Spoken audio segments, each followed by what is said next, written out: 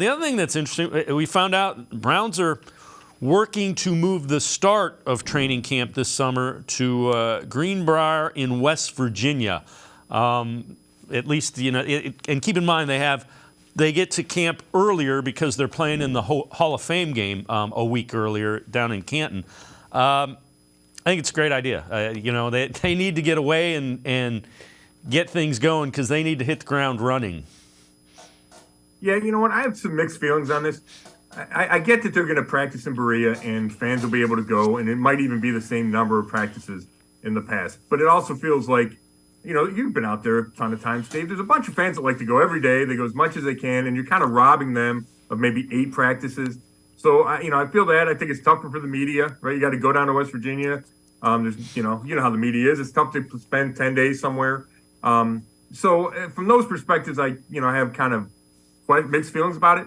But I certainly understand Kevin Stefanski wanting to break up the monotony of an even longer training camp, wanting that bonding element, right? When he was in Minnesota for all those years as an assistant, they would go away. They'd go to college. I think they stayed in the dorms. And he thought that was a really good bonding environment. And it's just tougher to kind of manufacture that in Berea when not everybody stays in the hotels. You can only be in the building for so long. Here at the Greenbrier, everyone will be on the same property 24 hours a day for like 8 days, or it might even be a little longer than that. So he's hoping to improve the team chemistry, which we all know was an issue last year. And you've added a bunch of new pieces. We saw the draft, the free agents. So that extra preseason game, while the game itself doesn't give you any advantage, the week of practices leading up to that game, I think that gives you a little bit more. Yeah, I think that's a fair point.